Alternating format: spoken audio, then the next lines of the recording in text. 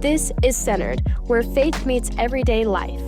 Our hope is to invite you into a better story, a story where you're made new through Jesus, living with God-given purpose, and experiencing peace, joy, and freedom. Together, we'll explore what it means to keep Jesus at the center of where we live, work, and play, bringing beauty, meaning, and renewal to every part of our lives. Thank you for joining us. Here are your hosts, David and Ben.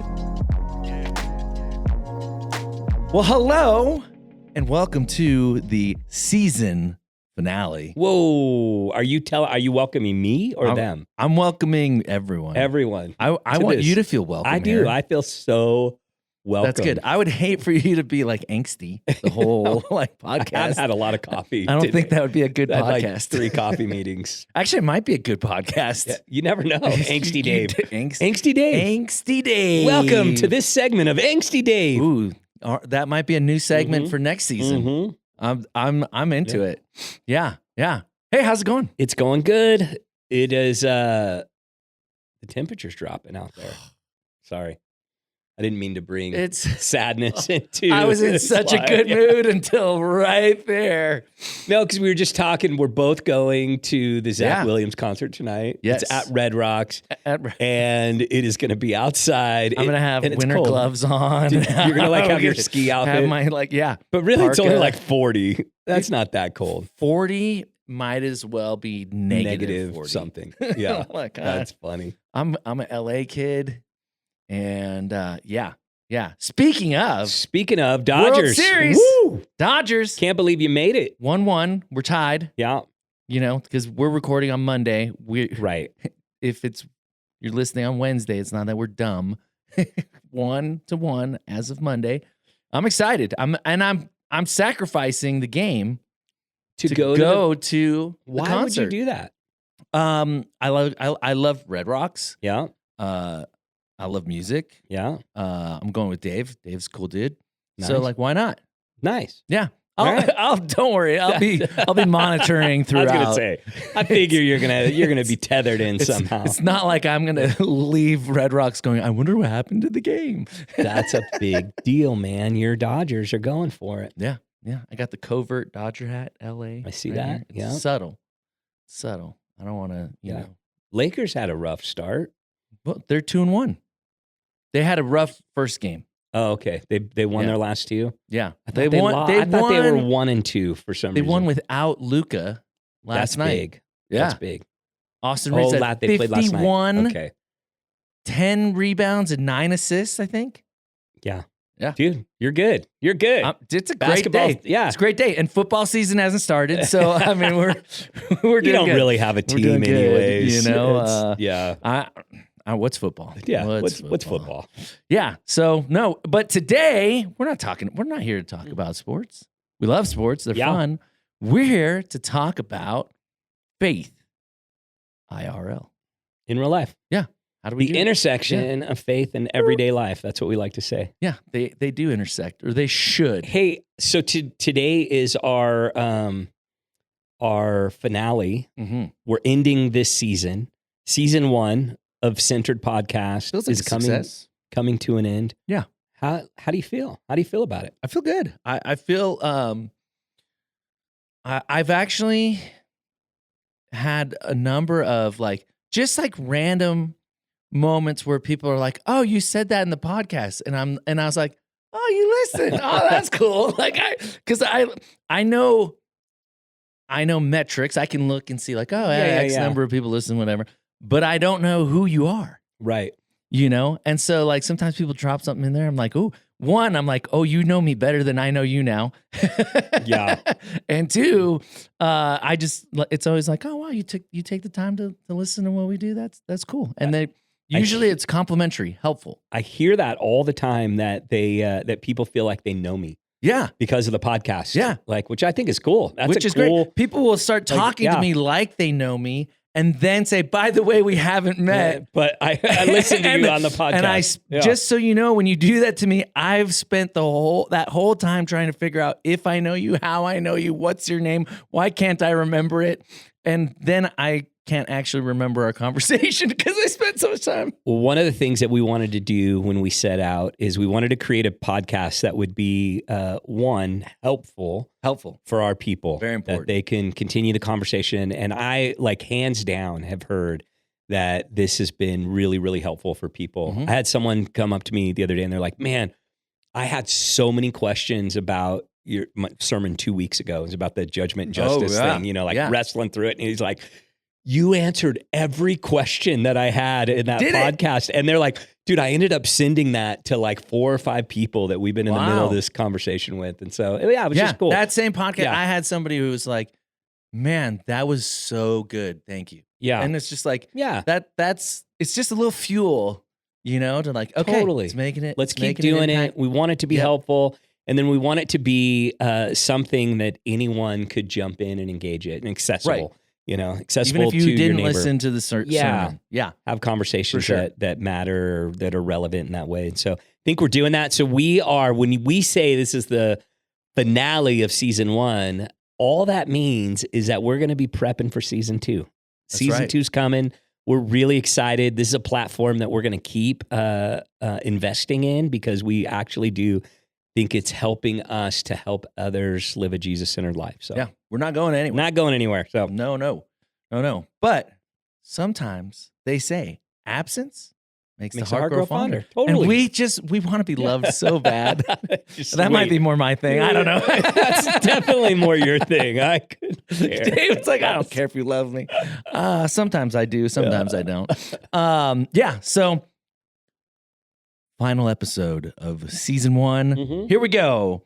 And because we had a great Sunday, and unless it might have been a bad Sunday for some, if you have an obsession with orange. Oh yeah. Do you think there was any? I didn't see any uncontrollable like sobbing Gasp, or sobbing, like wailing, angry fish shaking at us. I didn't observe it. Yeah. Doesn't mean it wasn't there. Happen.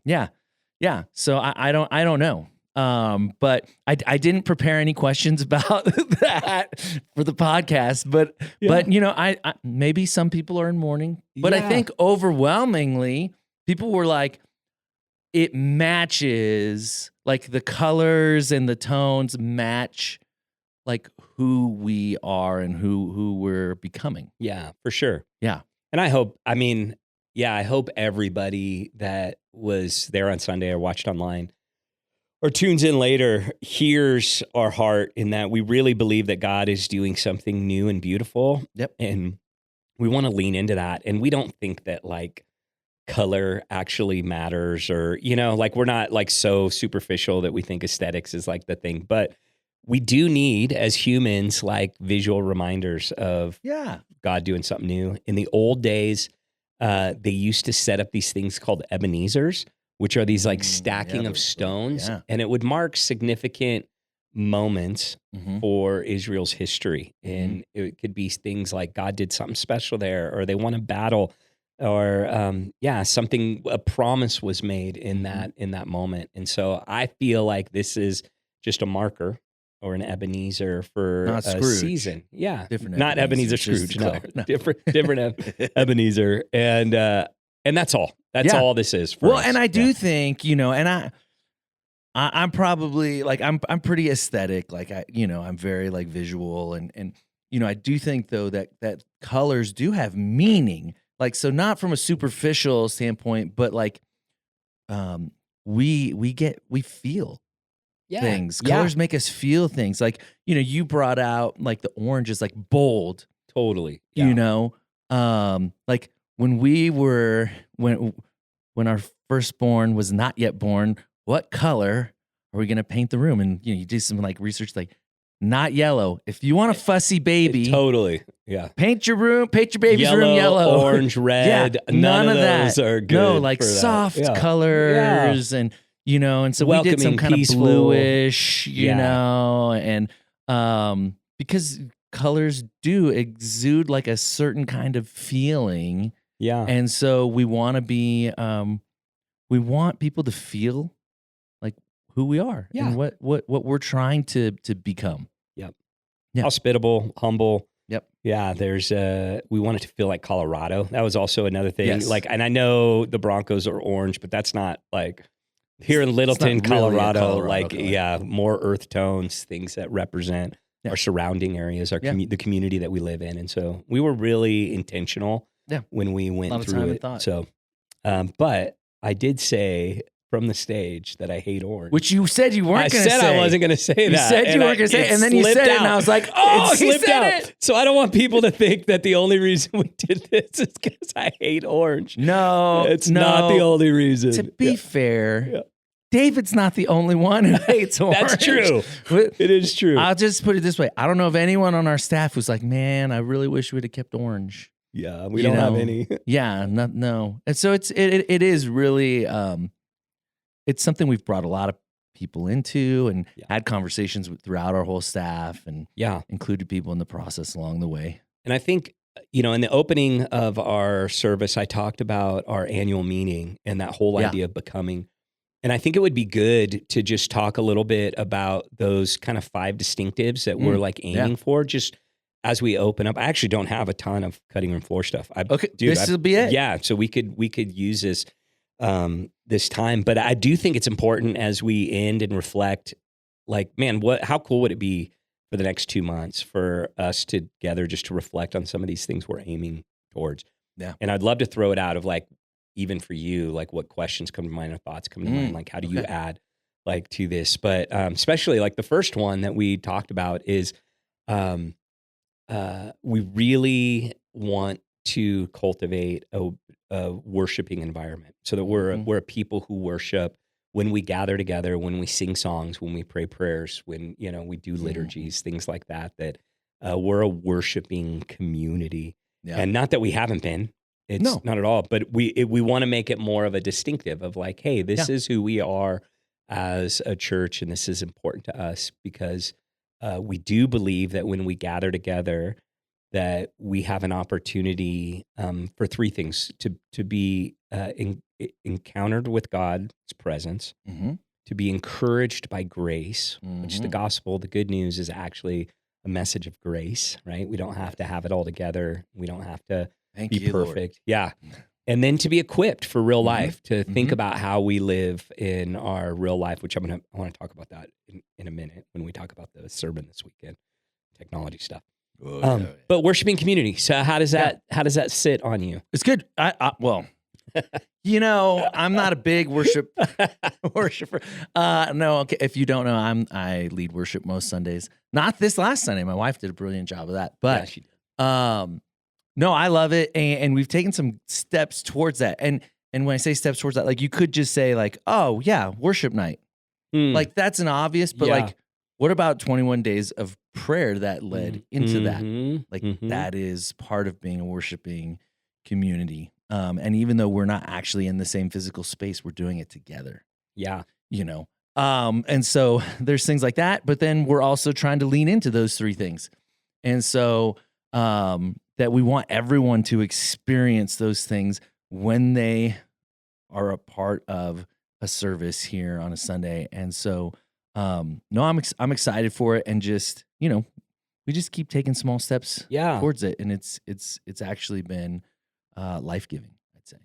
And I think I want to give you kudos because I've watched you since we've started having those conversations, make some like real, like subtle changes on Sunday morning in how you lead worship, but also like how you're developing your team to lead too. Like even this weekend was a great example. Like you didn't have to be on stage. You gave your team an opportunity to like lead out.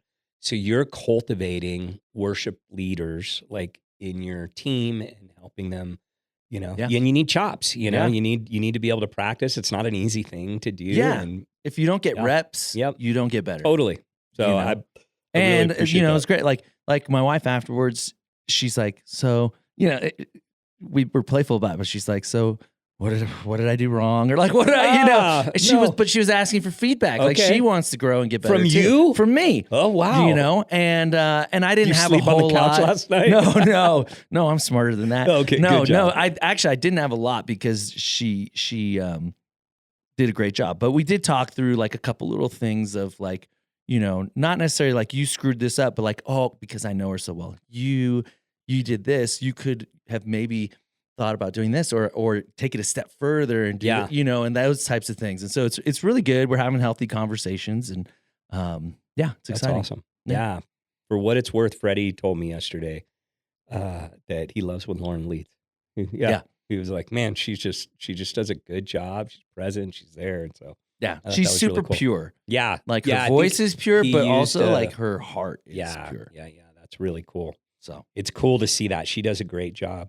The second thing that we talked about was becoming a word and spirit church. And that one usually freaks people out. Dude, I'm shaking already. You have people who are either really committed to the word or really committed to the spirit. And we believe that those two things were never meant to be removed from one another. And so we really want to have thoughtful conversations about what it means to be a people who are committed to the word of God, knowing that it's the true story of the world and the story that brings meaning and shape to our lives, but also committed to allowing ourselves to be filled and led with the power of the Holy Spirit. And so, man, I really am excited about that piece. And if I'm as honest too, I've actually haven't, there's not a lot of examples of it done well out in the world. And so I'm nervous because it's not like I have this whole thing like figured out. I know exactly what it looks like or how it's going to take shape here in our body, but I'm excited about it. I am too. There was a phrase I picked up on. I don't even really remember who it was offhand. No, but it was that you want to be a church that has truth that can't be dismissed and power that can't be denied. Whoa, I like that. And it's just like, dismissed, denied. Truth that can't be dismissed. Truth that can't be dismissed, power that can't be denied. And it's like, because we want, yes, truth matters, and but most churches are one or the other. Yeah. Like all truth all the time, and there's no power. Like you never see God doing like, the miraculous or moving in people's lives, brokenness being transformed. And then there's other places where you see like, power, but there's an absence of truth. Yeah. And so to have both is word and spirit, That's great, man. Yeah. I really like that a lot. The third thing was holistic discipleship. So becoming a healthy church holistically, and which means that we really believe, and this is a part of actually our 4 definitions of being of a Jesus-centered life, but really believing that God has to do with every part of our lives. And so what does it look like to bring the gospel into our emotional health or mental health or relational health, physical health, our the way we spend time, the way we think about marriage and parenting and all those types of things. And usually there's certain things that are like tag-ons, like, oh, we'll do a marriage conference or a parenting conference or things like that. But we want to be a place where the gospel challenges the deepest part of us. Yeah. So our thought life, our affections, our mental life, the way we think and process the world, the lens in which we view the world, our worldviews, political life, all of that, like having it be touched. And we just, we want to be holistically healthy. We believe that people who have experienced large-scale trauma in their lives can meet Jesus in a unique and special and healing way. And we believe people who have never experienced that also need to meet Jesus in some of the deepest parts of their hearts and lives. Like He can transform totally even you who might not realize you need it. Exactly. Yeah. And actually, so this might be the one, and this will probably surprise people. This might be the one that I'm most excited about. Because I feel like this is the one that actually like changes our lives. Yeah. Totally. Like the first 2 will change a Sunday morning. And don't get like, there's power in that. It can be the catalyst for the week in so many ways. But a holistic view of like healthy wholeness and like a right relationship with God and with others, like that changes your everyday. Like that's why we do the podcast. You know, so like that actually energizes me in like ways I don't even think I expected. Yeah. Nice, dude. Yeah. That's cool. I don't think you've told me that Mm-mm. before. And then we got two more. Missional church is, and there's two parts to that because the last two are connected, which I saved them for last. One is we really want to help people pick up their missional identity. And what that means is that we believe that God has allotted our time periods and boundaries so that others will know how close God actually is to them. And so what that means is we believe that our neighborhoods matter, our neighbors matter, our workplaces matter, where we do our hobbies. We say work, live, and play. You know, that's kind of our little thing is we really want people to feel like they have a redemptive purpose in the places they spend most of their time. Right. And so a big part of our philosophy is that we would, instead of addition, we want people to be intentional. So instead of additional, intentional. That's kind of the thing, how they don't just add something to their lives, but they bring the gospel into the places they're already at and already have spend time at and things like that. And so we really want to help people live into their missional identity. And with that, we want to be a multiplying church. So we want to be a church that raises up and sends out people to multiply the work, whether it's here locally in a church plant or whether it's across the nation as a missionary. Yeah. And that's man, I love that. I've been a part of, as you have, obviously, too, like church plants, and there's something just unique and special that happens in the right, when God's moving and doing, and man, for people to experience that can be a real catalyst to faith and to growth and to like actually joining God on mission. Yeah, and even excites me to think about what does it look like to do that. In conjunction with Mosaic, with who we are, like how do we walk alongside other plants, and whatever it is, a campus or whatever it is, and really not just like, like, hey, we send you out, good luck, but like really walk alongside people in a healthy way. Yeah. And I think you said it Sunday, like we don't want God's blessing to terminate on us. Yeah.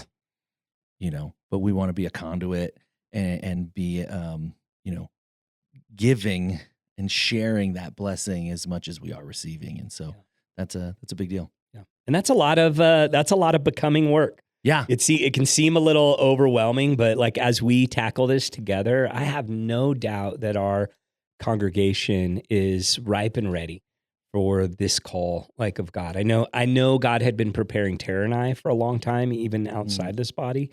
And I feel like he's been preparing Mosaic for a long time for this next season that's here. And so I'm excited about it. It's going to take a lot of faith. Yep. It's going to take commitment and buy-in for people to jump in the ways that they can, and they're gifted and called to do that. And it's going to take patience, like we're going to have to be okay with slow and clunky and all of that. Yes. And I think about the word that comes to mind for me is like surrender. Not surrender to Mosaic. I think church leaders like to, Lord things, and that's not really what we're talking about. But yes, to the Lord, what God's doing, what His Spirit's doing, how it's active and moving here in this place. But here in this place because you're a part of it. Yeah. And you have a part to play wherever you are. You have a part. Have a part to play. I think about like in Esther. And it's like, you were here for such a time as this. Yeah. Like that's true of all of us. Totally. That's not just an Old Testament narrative that we're like, ooh, that's such a beautiful thing. No, that's our story. Goes along with the allotted times and boundaries. Like if he has you here, this is what he has you here for. Right. Yeah. I love that. Yeah. It's great. Cool. Well, I think we should have some fun. All right. It's time for my friend Ryder to tell us it's just for funsies. Just for funsies. There it is. I'm sure. Sure. I'm sure. Sure. They put that in post. We don't know when it hits. Is that Ryder McComb? That's Ryder McComb. Oh, I didn't know that. Dude, shout out to Ryder. Yeah. He's taking my class the way. Ryder is? Yeah, Ryder is. Wow. Crushing it, dude. He is so attentive. He asks the best questions. and has the best responses to the questions that I ask. Wow. He is a stud. Ryder.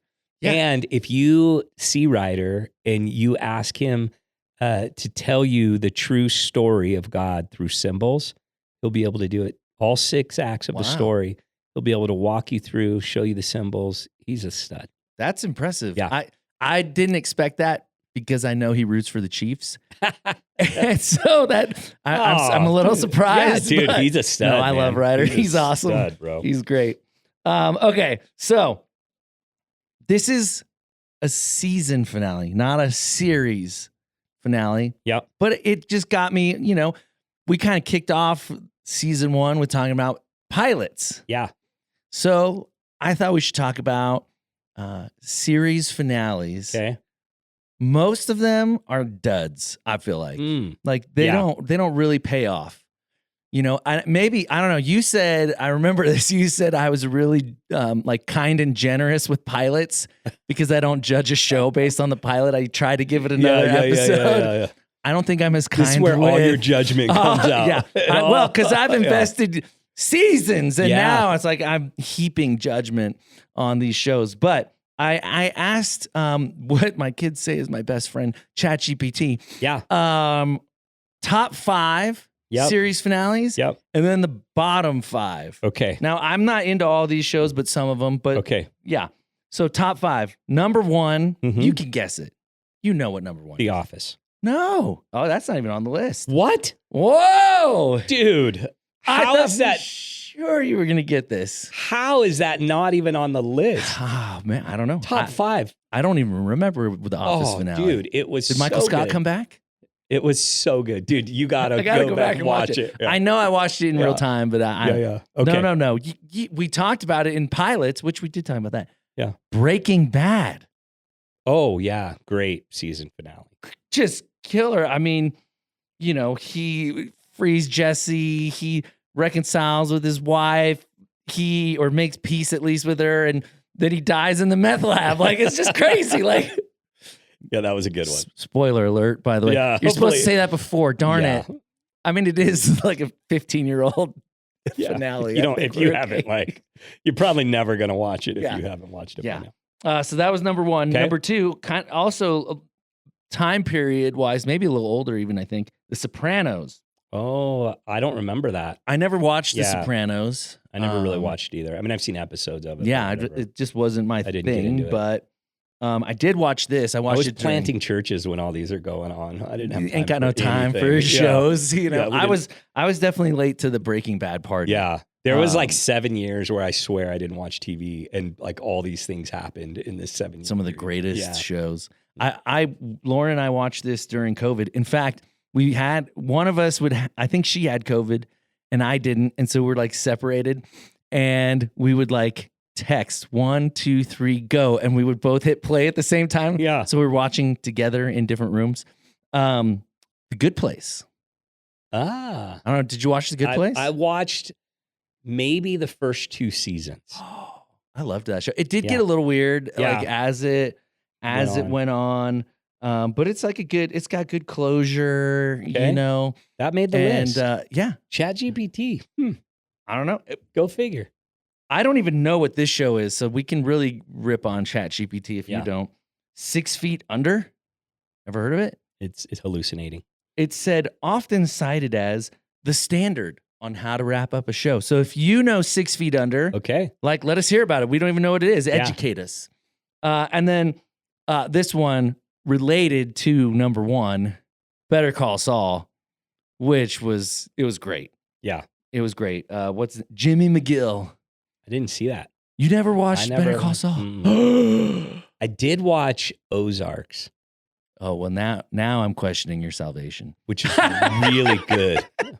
Ozarks was really I'm good. kidding. And but the I've heard finale, it's really good. The I've heard it's finale really was good. awesome. Like, I heard it was just crazy. it's kind of dark though, right? It is like Breaking Bad, okay. where you see Same drug themes. yeah, and all that, you're yeah. like, it can't get worse. and it does. And then it gets worse. Oh, It no. can't get worse, and then it gets worse. And you're like, there's no way it's gonna like get worse from here. And it gets does worse. get worse. Yeah. Oh Yeah. man, Better Call Saul. I was enthralled. I went over to shout out to the AGs. I went over to their house and we watched the finale together. All right. Because they were the only other ones I knew who was like who Into were that. watching this show. Never but seen it it. was so good. But yeah, Jimmy McGill comes clean. Yeah. Okay. Which is Saul Goodman. Thanks That's for his ruining it real for me. name. I was going to go start it. Well, tonight. you can still start it because it's that good. That good. Okay. It's that good. Okay, so those are like the good ones. Bad ones. Yeah. I never watched the show. I don't think you did either. Jeff Kaiser did though. Can you name it? Game of Thrones. Yes. I did not watch Game of Thrones. I did not either, but it's commonly listed as the worst. Okay. Number 1. Interesting. Bad series finale. Yeah. I don't know if you guys feel differently. You throw it out there, but Yeah. You know what I heard is that there's, I watched not a documentary, but I listened to a little thing on, there's a whole genre and it's like, it falls in the category of like nihilism. And whenever the redemptive story, whenever there's no redemptive story in the mix, I've heard that they haven't been able to end shows or last very well. And that's whoever the director is, I forget what his name is. He's a nihilist. Yeah, he's like a nihilist. And that's like how his whole like what a worldview. what a life. Yeah. Oh, depressing. Totally. Yeah. I cannot imagine. All right. Number 2, worst series finales. And I did watch this a little bit, but I wasn't like, following along in real time. How I Met Your Mother. I never seen that. They say super depressing, not depressing, super disappointing because the mom, I felt like the whole time they're playing on like Robin is the mom and she's not. And the mom died years ago, but he's still in love with Robin and whatever. But I just have a hard time picturing Doogie Howser as like a creepy, crude dude. Well, he's good at it. What's his name? Patrick Neal or whatever. Neil Patrick Harris. Patrick Harris. Yeah. Neil Patrick Yeah, Harris. no, Doogie he Howser. played it well. Doogie, I grew up with Doogie Howser. Oh, no, I remember Doogie. Yeah. Yeah. Such a sweet kid. Yeah. Okay, this one is dark for sure. I didn't watch it. Dexter. I didn't. Oh, that's the... Like he kills killers. Yeah, he kills killers. Yeah. My daughter watched that. Okay. Because she's really into like forensics and crime dramas. Yeah. But I never seen it. Yeah, I never saw it, but they say that one stinks. This one, Seinfeld's not on there? That's the next one. The worst. Dude, such a good show. Why would that not be one? Terrible. That should be number one. Well, I don't know if it's a recency bias with Game of Thrones or who knows, but gotcha. But they should have just not had that. They should have ended the episode before. It was fine. And then they had the whole dumb courtroom thing. Didn't they have all like kinds of weird stuff going on? Like people were suing each other. Oh, there was some weird stuff going on too. Yeah. They had to wrap it up. Wrap it up. Yeah. But they could have just ended and it would have been better fine. Yeah, it would have been than great. what they did. And then you got this whole courtroom scene and every person they offended over the years comes in and they're bad people. And it's like, well, yeah, that's the whole point of the show is they're bad people. Like, what are we doing here? Yeah, it was a waste of time for a truly great show. Totally. Like, truly great. Totally. Yeah, that was a disappointment. I don't know what this last one is. Maybe you do, or maybe we can ridicule ChatGPT. True Blood? Mm-mm. Never heard of it. Like a vampire show. Maybe, or like a Twilight. I was thinking at first, I something. thought it was Blue Bloods. Isn't that the Tom Selleck like cop thing? But it's not that. It's listed among disappointing finales. Okay, there you go. So we're hoping that we make the first list for a season finale. Well, I don't think we're on a good start. I know. Just kidding. I know. Gosh. We'll be good. We'll make it up in the second half. Here we go. Right here. We're going right now. back. We're bringing it back to Sunday. Yes. Bringing it back to the sermon. Okay, so I was thinking about this. You used the like analogy kind of throughout of like drop the rope and tug of war. And you said, doesn't it feel like sometimes life is a never ending game of tug of war? Yeah. Yeah. Which I felt like there were literally people going like, I heard someone go, yeah. And you said, I think this is still you. Yeah. You know that game of tug of war, you're grabbing on the rope. You're trying to get it across the line. Something's pulling against you. And it's like, if you let up for just a second, you're going to lose. Mm. And that's the deal with tug of war, and that's how life feels. So it feels like everything around us, from work to social media, teaches us the harder we pull, the more we matter, the more we're like achieving Yeah. and reaching those goals. But Jesus seems to say the opposite. So like, how do we live surrendered lives in a like control celebrated culture? And maybe like, where do you see people wearing like exhaustion or that rat race kind of thing, that tug of war mentality as a badge of honor? Yeah. Yeah. There is a reality where, here's what I think about. There's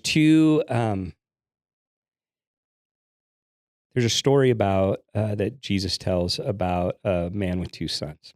It's known as the story of the prodigal sons. Heard it. Yeah. And one of them, goes away, squanders his inheritance, doesn't value his inheritance or standing in it at all. And then the other son overvalues those things and puts his identity in those things. And what happens is it's not necessarily the work that we do or the activities that are in our life that cause the most anxiety. It's what we put our sense of worth and value in. Like the meaning we attach The to those meaning we things. attach to Okay. it, right? Yeah. And so, like, the reality is both of those kids belonged to the Father. Mhm. Both of them had the opportunity to have their attachment to the Father, to the love, to all that the Father represents in what He's created, His kingdom, His purposes, His wealth, His heart, like their sense of belonging and value. And both of them tried to find their identity in something else other than the Father. Yeah. And I feel like that's what happens in the world. Like, you could have two people doing the same thing, and one of them is getting beat up by it and exhausted by it, and the other one is unfazed by it. And it has everything to do with what their identity is rooted in. And I just think that that's if you want to be liked and I you do. live life like always affected by what other people think and how other people feel about you, it's exhausting. Yes. You could do the same thing, be the same, you know what I mean? And it's just Yes. exhausting in that. And it's the same thing with work. You could go to work every day and you can try to mine meaning from your work where you're trying to find your identity, build your identity, keep your identity in your work, or you can bring your identity into the same job and give away, build on what you already have, not need anything from the work itself, like you're a barista at Starbucks.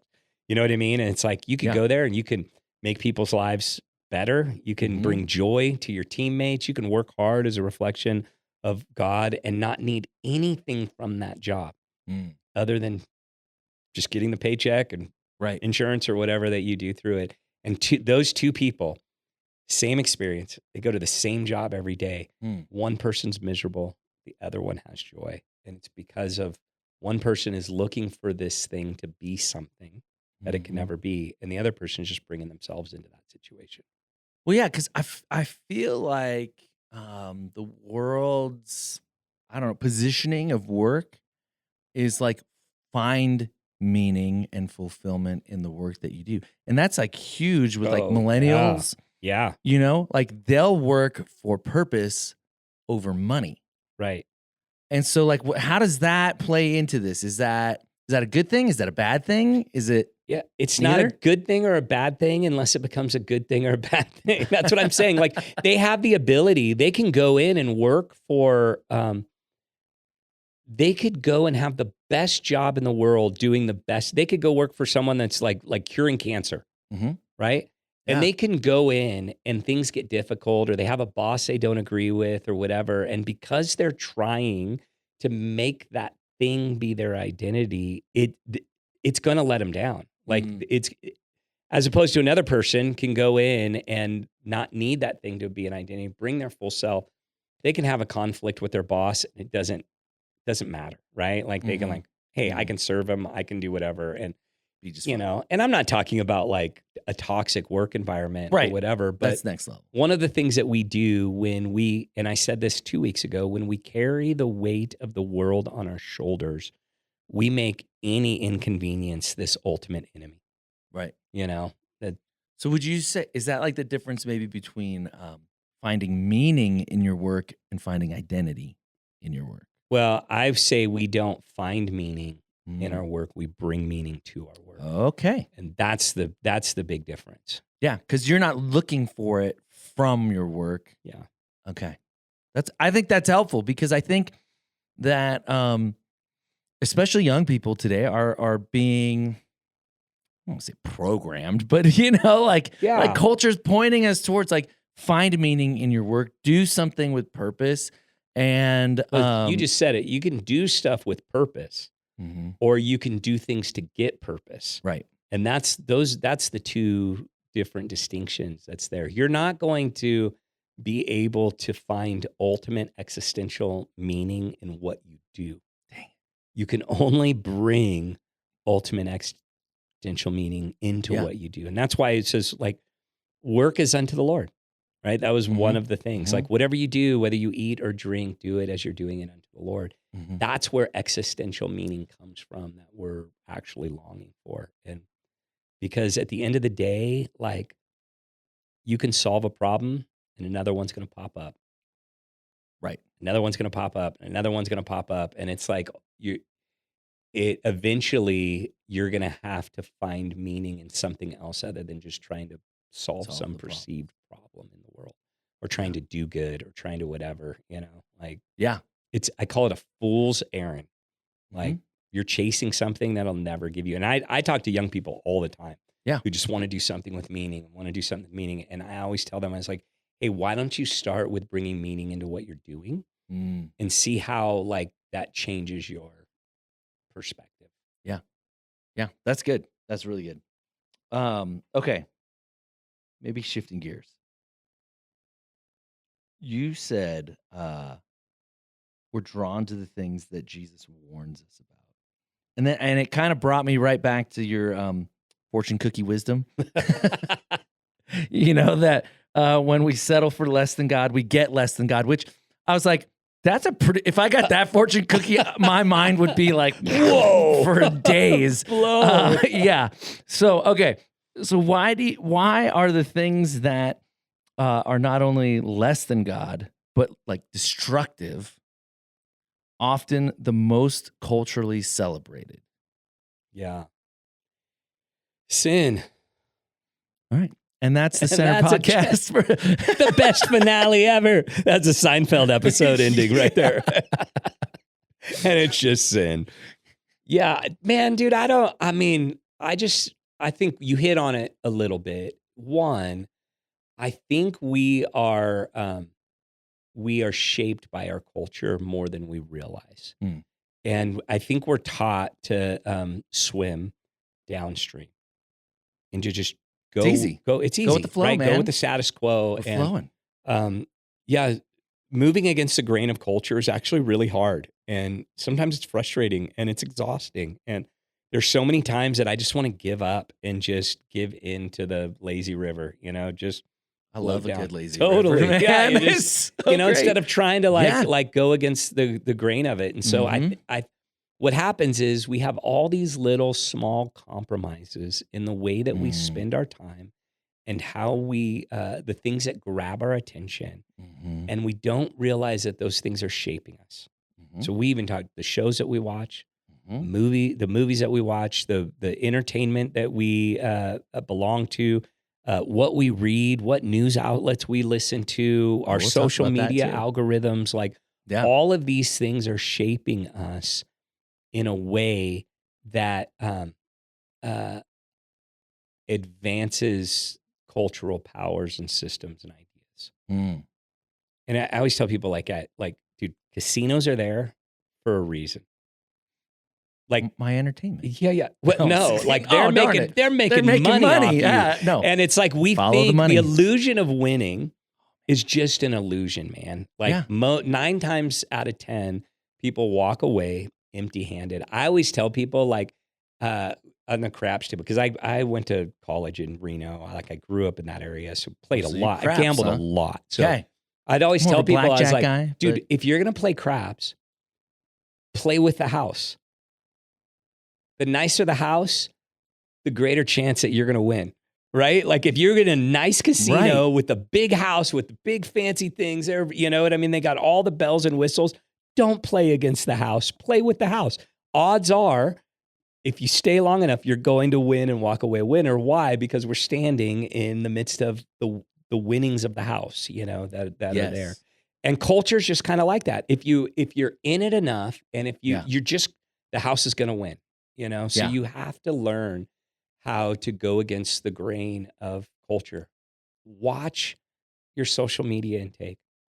Limit your news channel outlets. Like, read stuff that's not just an echo chamber, right? That's supporting that makes you think. Listen to people who don't agree with you or that you might not agree with, and have some get some conversation partners with people and friends that you're like wrestling through really hard, difficult issues with the posture of, maybe I don't know everything, or maybe culture has formed me or shaped me more than I recognize or realize. So I don't know if that answers your question. No, I do think so. It's because my follow-up was like, how do we retrain our hearts towards like desiring things that bring life?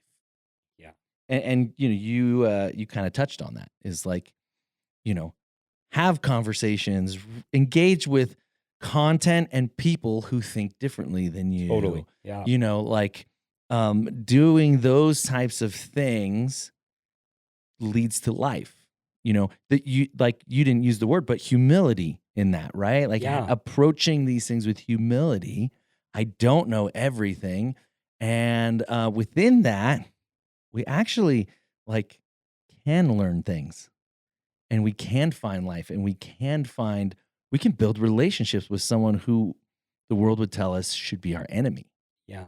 Because we have different political ideology or whatever, you know. Yeah. And the intelligence of the future are going to be,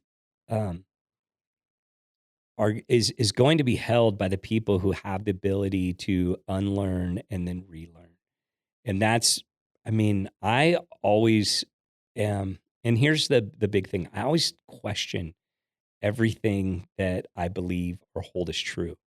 And most of the time, my convictions are stronger about really beautiful core things of the Christian faith, not weakened at all. Like, it actually helps me get to the heart of Jesus way better than just taking hook, line, and sinker or whatever culture is feeding us. Because culture will feed you things, and it's doing it right now, that is the world wrapped in Jesus clothing.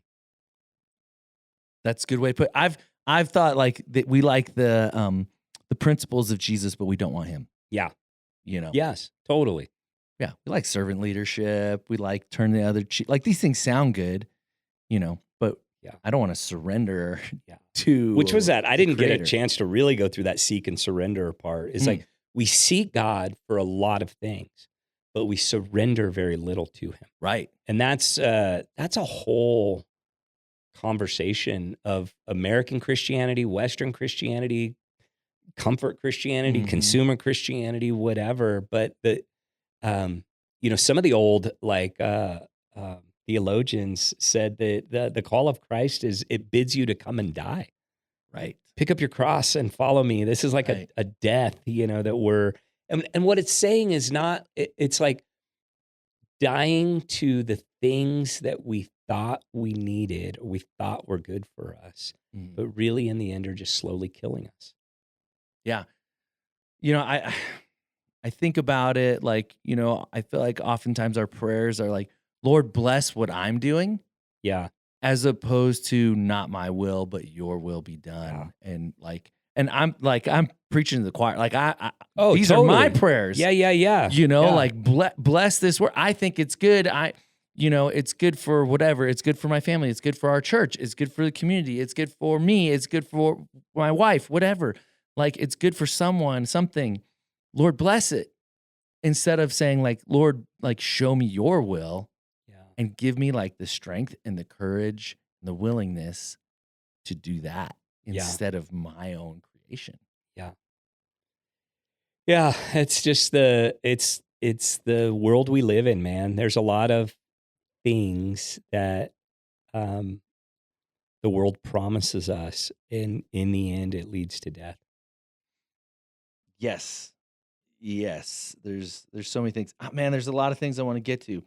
All right, I'll let you pick between these two because they're related. Yeah. Do we want to talk about being users, Oh gosh. or do we want to talk about the medium is in the message? They're related, but maybe that one's a little bit more along the information that we consume and the news that we consume. I think we need to talk about the medium is the message. Yeah, I think so. Yeah. Okay, good. So, all right, it's Marshall McLuhan. The medium is the message. You said that our news comes from the same places our entertainment comes from. They both need ratings. Yeah. So, like, it just got like, what happens to our information when the source isn't trying to inform us so much as entertain us or garner our attention? Yeah. Like what changes? What changes in the information we're getting? Well, I think one of the things that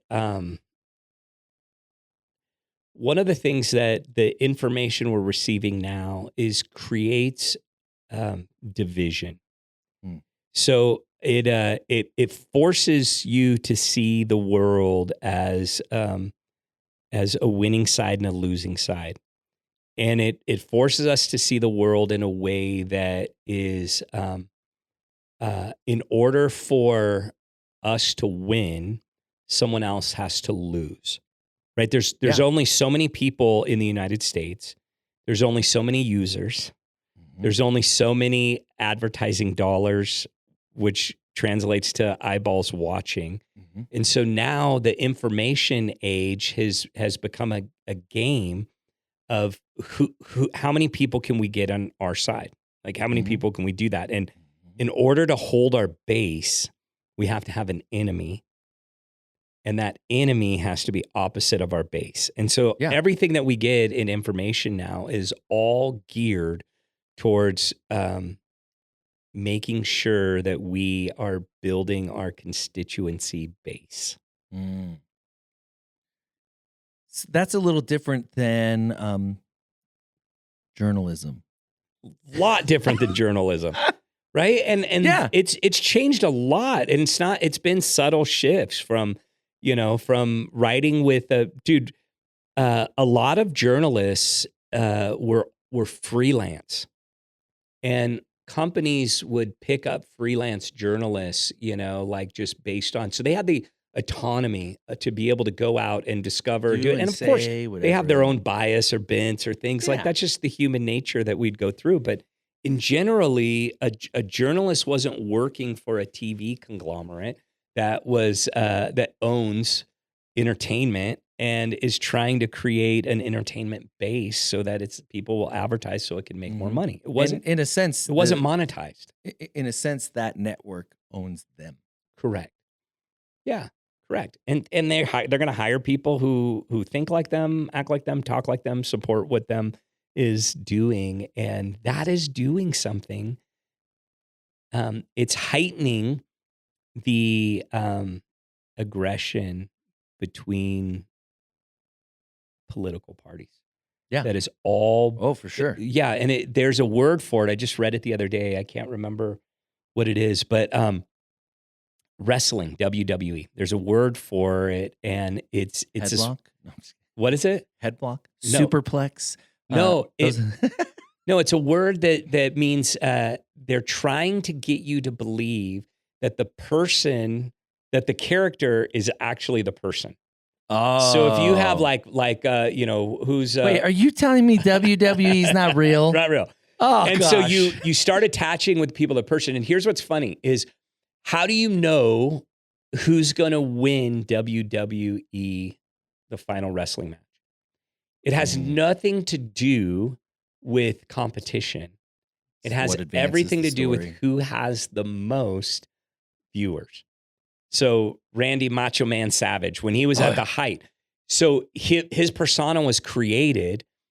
They build the following base, and whoever has the most followers at the end of that season is going to win that match. Oh, I can smell what the That's Rock how, is cooking. yeah, that's how WOW did. And there's a word that describes that. And so we think it's a matter of these two characters of virtue. Who's better? Who's got the better? Right. Who's going to win? Who's going to the come better out wrestler? ahead? Who's better? Yeah. Whatever's going to happen that's going on. But really, it has nothing to do with the characters themselves. It has to do with the base Ratings? that's there, with the ratings. Really? It's there. It's there. So all this time I was a wrestling our purist. political environment is that now. Yeah. Well, and I've actually heard more and more like politicians using kind of like war language. You know, like, we're not going to put up with this. Whatever it takes, we will stand up We're in against the middle you. of this battle. We will fight. We will, and like demonizing the other side, like with words like evil. And I'm just like, what? Man, this feels like a civil war.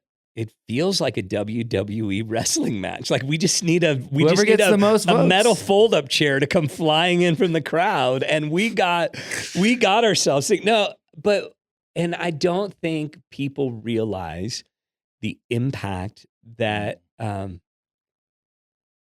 the medium is having on their emotions and the way they see people and the way they feel about things and what they attach to.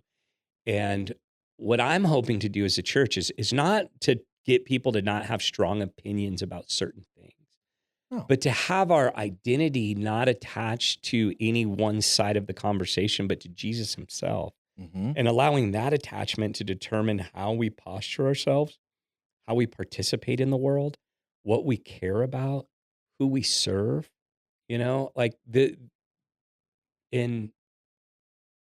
I just don't know that people realize how much impact their information consumption is having on their identity. Yeah, well, because I think it's real, because let's just say you're on the right.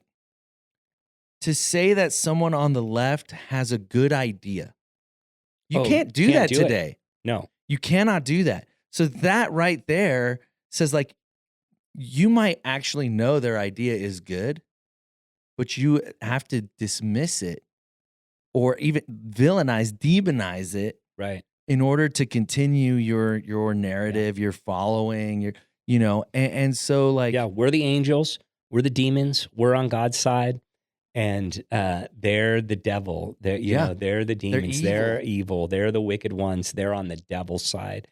And we do this with so much of life now because of the way that we get information and how even our transactions with one another through social media are creating a dehumanization of relational interaction that makes it easier for us to make enemies out of fellow humans. Yeah. Keyboard warriors, right? Like, yeah. Just that whole idea of, like, man, there are things I would find, I try very hard not to do this, but I would find very easy to say with my thumbs on my phone that I would never say to a person face to face. Yeah.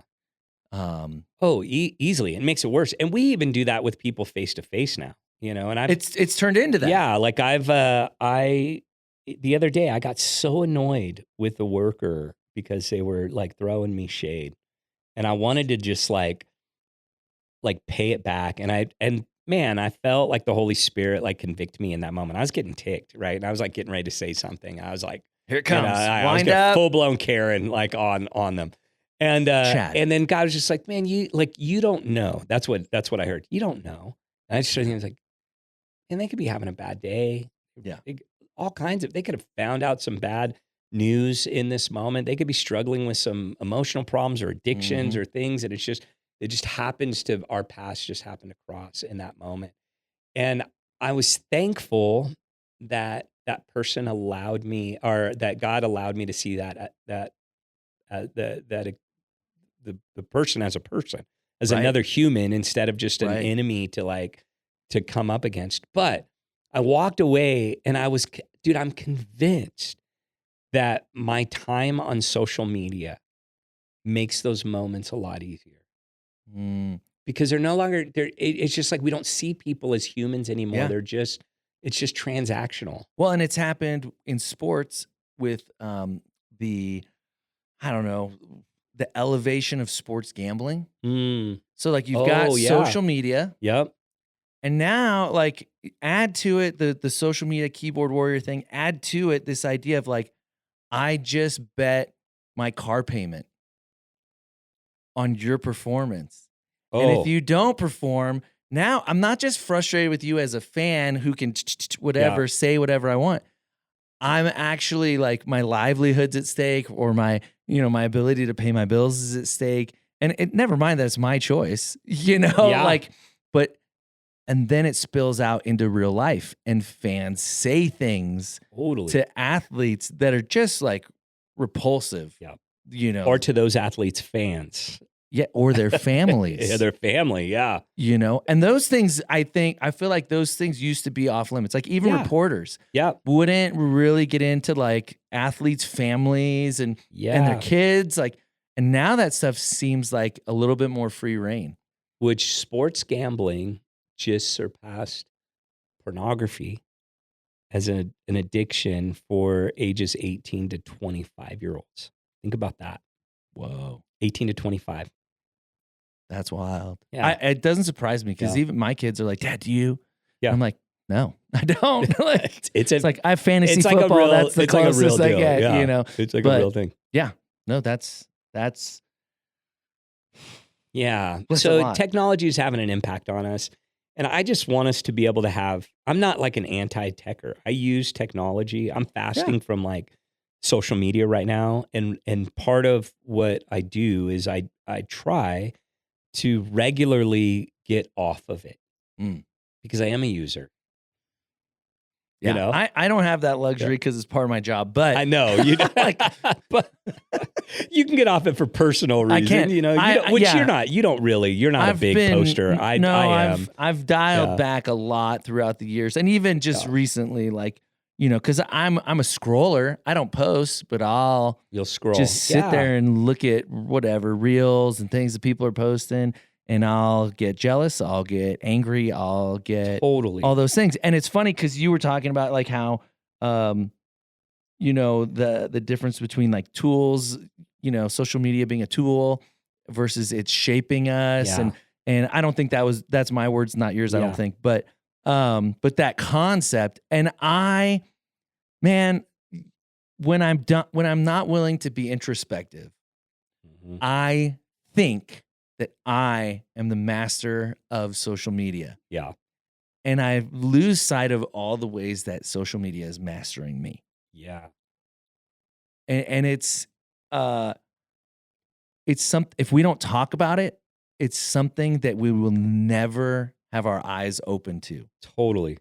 Yeah, we have to talk about it. Yeah. It's not, it can be a tool. It's not evil. No. It's not like, it's just anything that is good can become an idol and a master over us. And we just need to have those conversations. And it's like what you said about work. Like it's not a good thing or a bad thing until it becomes a good thing or a bad thing. Yeah. It's the same concept. It's like social media is what we bring to it. Totally. In the same way that church is what we bring to it, or life group is what we bring to it. If you don't enjoy church, I want, like, what are you bringing to it? Are you showing up ready to worship? Are you showing up ready to encounter God and meet him in a meaningful way? Or are you checking a box or whatever the thing is? And the same thing with social media, although it's the converse, right? Yeah. Like, are you going to social media? Like, what are you consuming in there? What does your algorithm look like? What It'll tell you a lot. Versus just like, I don't know, just following culture. Yeah. Yeah. Yeah. It is going to be, and one of the things that I think if you're a parent, that you need to be aware that uh, technology has a way to form your children's thinking and worldview in ways that nothing else does. And kids don't, their frontal lobe. They actually say up until 16, they would call them impressionable ages. Like we need to be careful in what platforms we allow our kids to engage in sure. and be a part of up until the age of 16-ish. 16 to 21, their frontal lobe is still being formed. I think mine still is. But but they I've have, been told at least. But they have at least some sort of like sense of participation in it at that point. So they say 16, like they start participating with their own development. Yeah. Like from that age on. And so I want parents to know, like, dude, like Instagram and TikTok and even Facebook are probably not great things for kids under the age of 16. Yeah. Like, Well, I mean, it's as simple as this in my mind, at least. Like, or untethered. Maybe I should just say untethered. Untethered is a helpful word. Yeah. For sure. Yeah. Because you don't want to necessarily make a blanket. Right. But, But like, I feel like when I was growing up, kids were protected from certain ideas and certain conversations that they are not protected from today. Because of the medium. Right. Because of the medium and because of the politicization of certain, conversations, let's say. Yeah. But so now what parents are forced to figure out is, how do I beat culture to some of these conversations? Yeah. At an appropriate level, without like too much, but if I say nothing, that's not okay too. And it's a really difficult thing. And so the best thing I've kind of come up with my kids is I just say, man, we normalize awkward, because all those conversations are awkward. Totally. They're hard. And especially the first time you have it, it's like, Dad, what are you saying to me? And it's like, no, we're going to normalize awkward. We're going to talk about hard things. We're going to talk about uncomfortable things. And that's the only way we can get to it. But we don't protect kids from these ideas the way that we used to, and they're impressionable. Totally. And that's, I think, the thing that's kind of lost on people is like, oh no, they're able to make their own decisions. I'm like, no, they're not. Yeah. That's why they have parents. That's why they live in our homes. That's what even my granddaughter, we opened up a book and she's pushing the pages. She's trying to get the things to move because she's used to an iPad. Yeah. You know what I mean? And so it's just like things like that. They're like, oh. And that's the thing, is we have to ask ourselves the question, what are the things that we are doing to us? Mm-hmm.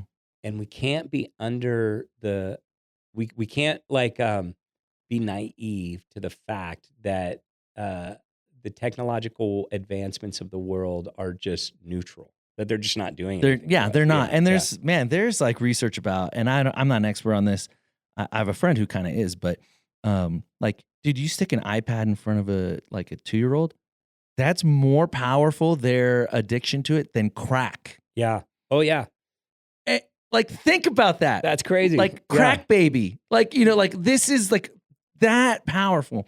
And so like, I'm not saying don't put an iPad in front of your 2-year-old. I did.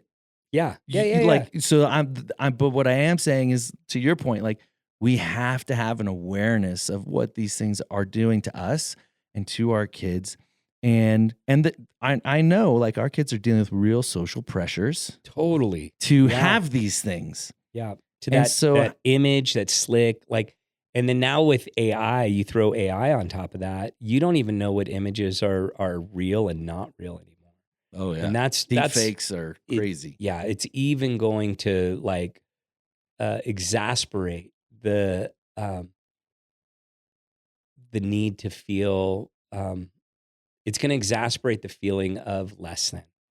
That I'm not polished, I'm not perfect, I'm not pretty, I'm not skinny, I'm not, smart, I'm not talented, I'm not, you know what I mean? Like, it's just going to keep going and exasperate those already insecure feelings that we have in us. that we normally got rid of on the playground. Right. You know what I mean? Like we worked them out like on the playground, and but now they're just with us all day All the long time. in our pockets everywhere we go, and so Yeah. it's going to do something to you. Yeah. Well, and look at, suicide rates for teens and things. I Huge. mean, Huge. that stuff Yeah, is skyrocketing for a reason. totally. And we just need to be aware of it. The loneliness epidemic, Yeah, all all those things. They're all interconnected. It's Yeah. it's a web. Like, it's hard to untangle and it's hard to figure out, like, because again, we're not anti-technology. We use it. How do we use it in a way that's that we are not slave yeah. to it, but It's it like when I serves pull us. out a chainsaw, I'm Mhm. fully aware of the dangers of that Right. thing. You know what I mean? It's like I Yeah. use it, but I use it in a way that respects what it was designed to do, Right. and understand that there's ways it can harm me. We pick up our phones and we don't do that. Very cavalier. Yeah, very cavalier. Very We're just not like, cavalier. like Yes. Yeah. And I'm like, we're with you. Like, oh this yeah, is yeah. I struggle with it constantly. I'm in constant the battle. middle of one of those repenting, reorienting phases of my life right now with the phone and Instagram and all of that. So Yeah, it's real. yeah. All right. Hey, we're doing good, man. So we're going. It's a season finale. We're blowing past the times and we don't care. We're an hour and 10 in right now, man. Gosh. So it's time for David's low-key obsession. Let him cook. It's time for David's low-key obsession. David low-key obsession. I am dude, I cannot. Okay. One is I love my life group. Have I talked to you about this? Talked? Yes, you have Okay. talked to me about this. Yeah, dude, I'm trying to say this in a way that's respectable to everyone there. But we have a group, and here's what I'll say is we have a group that's so loving and so kind and so gracious and so curious and not judgy, and all of us in there have tasted failure in a way that has caused us to need grace that makes everyone loving and kind in a way that I'm geeking out on. And Yeah. there's just something to people who have experienced seasons in their life where they really needed God's grace that changes them. That is there. And so, dude, I just think I'm obsessed with the power that community has to make someone feel okay.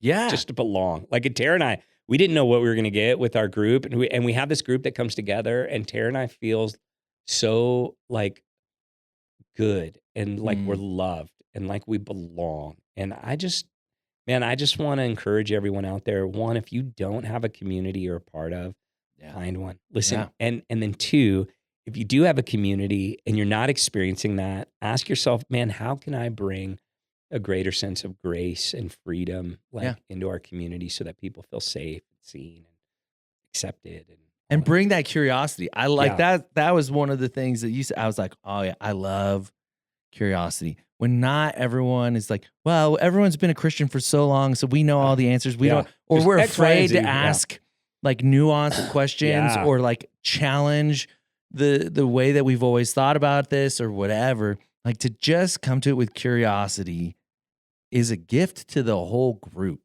Yeah. And it feels like a risk.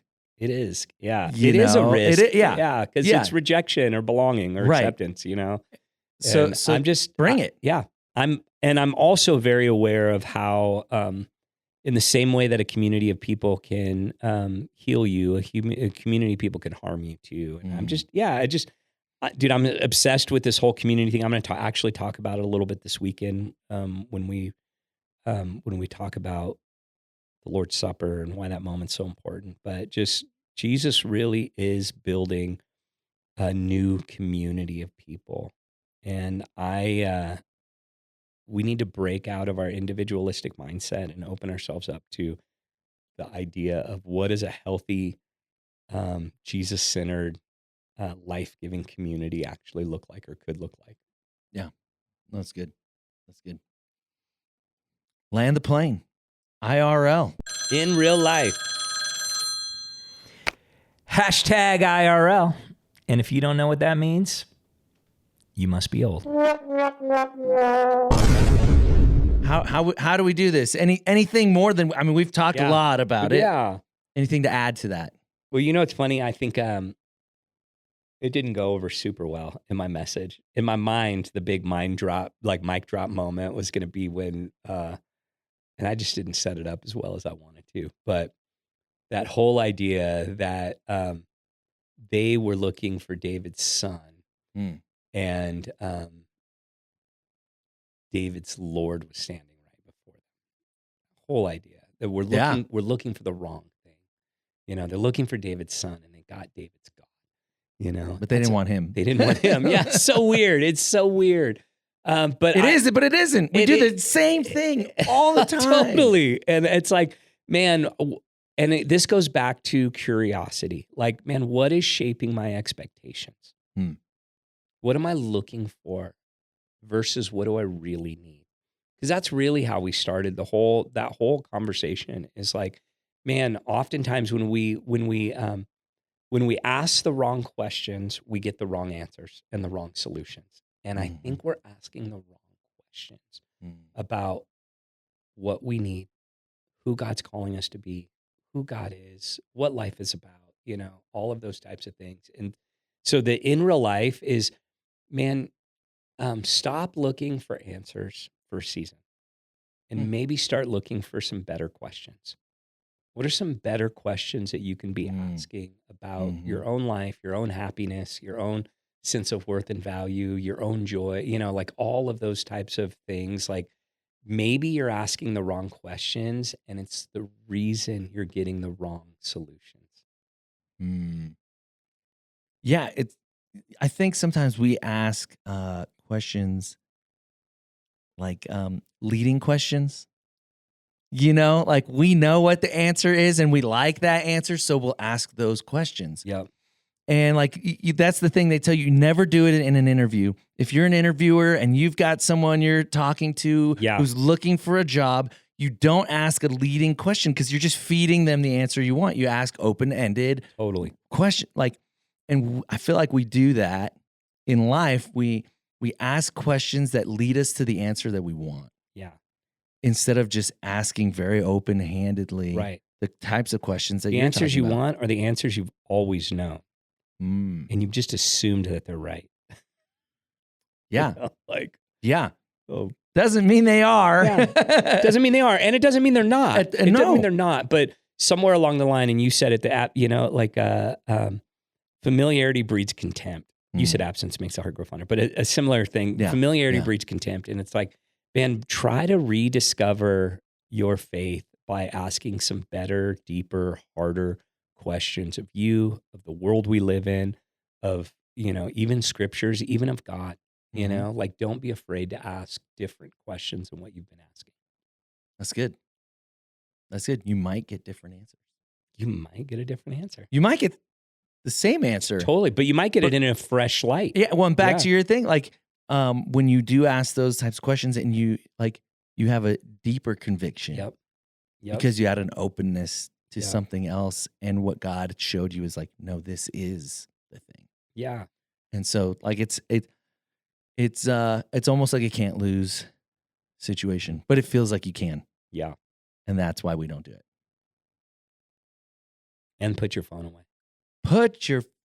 Right now? Okay. I'm going to put my phone away. I'm just kidding. Hey, man.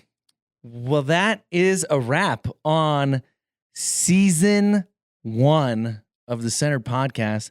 I don't know, we might have topped out past Andy and my conversation, which we went pretty long. He did a great job. And I actually had someone tell me that they saw a reel and Andy answered a question or said something in such a way that they're like, I don't listen to the podcast. They're not part of our church. Yeah.